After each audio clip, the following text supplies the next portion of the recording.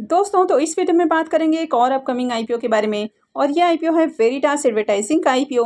तो चले जानते हैं कि कंपनी का बिजनेस कैसा है, फाइनेंशियल कैसे हैं, इस आईपीओ में आगे अप्लाई करना है या फिर नहीं करना है। तो चलिए वीडियो को शुरू करते हैं। लेकिन इससे पहले कि मैं वीडियो को शुरू करूँ, अगर आप इस चैनल पर पहली बार विजिट कर रहे हैं या फिर आपने चैनल अब तक सब्सक्राइब नहीं किया है तो चैनल को सब्सक्राइब कर लें और वीडियो को भी लाइक कर दें। सबसे पहले आईपीओ के डिटेल्स को देखें तो आईपीओ 13 मई यानी कि कल से ही ओपन होने वाला है और ये 15 मई को क्लोज होगा। फेस वैल्यू 10 रुपये पर शेयर है। बुकिंग प्राइस 114 रुपये है और आईपीओ में 1200 शेयर्स का लॉट है। आईपीओ के साइज को देखें तो ये आईपीओ काफ़ी छोटा है यानी कि 8.48 करोड़ का आईपीओ है और पूरा का पूरा फ्रेश इशू का आईपीओ है। आईपीओ के रिजर्वेशन पोर्शन को देखें तो क्यूआईबीज के लिए इस आईपीओ में 49.75% का पोर्शन है, रिटेलर्स के लिए 35.14% और एचएनआईज के लिए 15.11% का पोर्शन दिया गया है। इस आईपीओ के लीड मैनेजर को देखें तो हॉरिजॉन मैनेजमेंट प्राइवेट लिमिटेड ये इसका लीड मैनेजर है, मास सर्विसेज लिमिटेड इसका रजिस्ट्रार है और हॉरिजॉन फाइनेंशियल कंसल्टेंट्स ये इसका मार्केट मेकर है। अब ये आईपीओ मंडे से ओपन होने वाला है और फ्राइडे को इसमें एंकर इन्वेस्टर्स की ओर से बिडिंग आती हुई देखने को मिली है। तो इस आईपीओ में एंकर इन्वेस्टर्स को 1,74,000 इक्विटी शेयर्स एलोकेट किए गए हैं यानी कि 1.98 करोड़ का जो पोर्शन है वो एंकर इन्वेस्टर्स को एलोकेट किया गया है। तो चलिए इसके एंकर लिस्ट को भी देख लेते हैं कि एंकर लिस्ट कैसा है। वेरिटास एडवर्टाइजिंग की अगर एंकर लिस्ट को देखें तो आईपीओ के एंकर लिस्ट में आपको दो ही नाम देखने को मिले हैं। वैसे आईपीओ के साइज की भी बात करें तो आईपीओ भी छोटा है यानी कि 8.5 करोड़ का आईपीओ है और 1.98 करोड़ यानी कि 2 करोड़ का पोर्शन करीब एंकर इन्वेस्टर्स के लिए है। तो इसमें आपको दो एंकर इन्वेस्टर्स देखने को मिले हैं, एक है स्टोन कैपिटल और दूसरा है चाणक्य अपॉर्चुनिटी फंड। तो एंकर लिस्ट बढ़िया देखने को मिल रहा है। अब इस कंपनी के बिजनेस की बात करें तो कंपनी जुलाई 2018 में ही इनकॉर्पोरेट हुई है और ये एक एडवर्टाइजिंग एजेंसी के रूप में काम करते हुए देखने को मिलती है। तो यहाँ पर कंपनी 360 डिग्री सॉल्यूशंस ऑफर करते हुए देखने को मिलती है यानी कि एडवर्टाइजिंग से रिलेटेड हर तरह की कंपनी सॉल्यूशंस ऑफर करती है। अब ये जो कंपनी है बंगाल की कंपनी देखने को मिलती है और इसके एडवर्टाइजिंग स्पेस के अंदर वेस्ट बंगाल, गुवाहाटी, शिलोंग तो ये सब जगह देखने को मिल जाते हैं। इसके अलावा कंपनी का जो एडवर्टाइजिंग का काम देखने को मिलता है वो दिल्ली, मुंबई और पुणे में भी देखने को मिल जाता है। तो company brand strategy, events, outdoor media services तो इस तरह के काम करते हुए देखने को मिल जाती है और कंपनी काफ़ी अलग अलग प्लेटफॉर्म के थ्रू अपने जो एडवर्टाइजिंग है तो उसको करती है। तो जैसे कि होर्डिंग है, न्यूज़पेपर है, ब्रोशर है, तो इस तरह अलग अलग प्लेटफॉर्म के थ्रू कंपनी काम करती हुई देखने को मिलती है। लेकिन इसका जो बिज़नेस है वो कुछ यूनिक बिजनेस आपको देखने को नहीं मिलता है। लिस्टेड और अनलिस्टेड मार्केट में इस तरह की कई सारी कंपनियां आपको देखने को मिल जाती हैं जो कि इस तरह का काम कर रही हैं। तो कंपनी का जो बिजनेस सेगमेंट है ये हाईली कॉम्पिटेटिव आपको देखने को मिलता है। वैसे कंपनी के क्लाइंट लिस्ट को देखें तो इसके क्लाइंट लिस्ट में कई सारे बड़े बड़े नाम आपको देखने को मिल जाते हैं। तो इसमें आपको TVS, Honda, UltraTech cement, star cement, green ply, ITC तो इस तरह के कई सारे नाम देखने को मिल जाते हैं।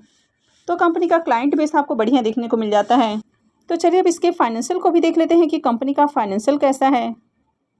कंपनी के फाइनेंशियल को देखें तो फाइनेंशियल 21, 22, 23 और फाइनेंशियल 24 के 11 मंथ का फाइनेंशियल आपको देखने को मिलता है। तो सबसे पहले अगर एसेट को देखें तो ईयर ऑन ईयर कंपनी के एसेट के अंदर ग्रोथ आपको देखने को मिली है। कंपनी के रेवेन्यू को भी देखें तो साल दर साल कंपनी के रेवेन्यू के अंदर भी आपको जंप देखने को मिल रही है।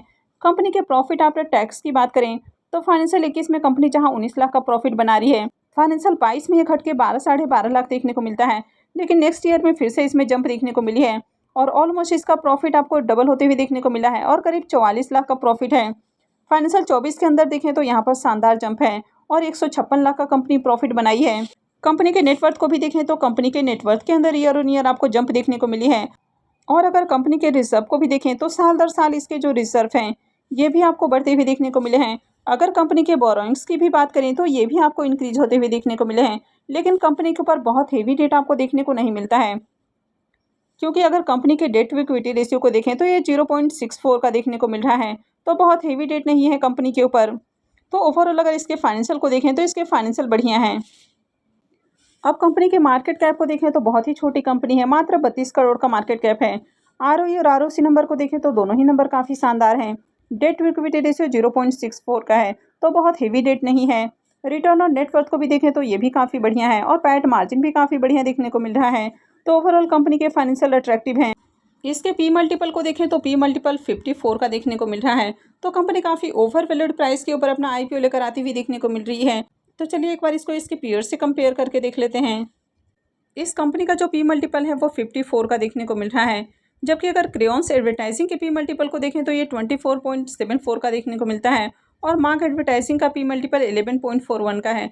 तो कंपनी के जो दोनों लिस्टेड पेयर्स आपको देखने को मिल रही हैं, तो इनसे देखा जाए तो कंपनी काफ़ी ओवर वैल्यूड प्राइस के ऊपर अपना आईपीओ लेकर आती हुई देखने को मिल रही है।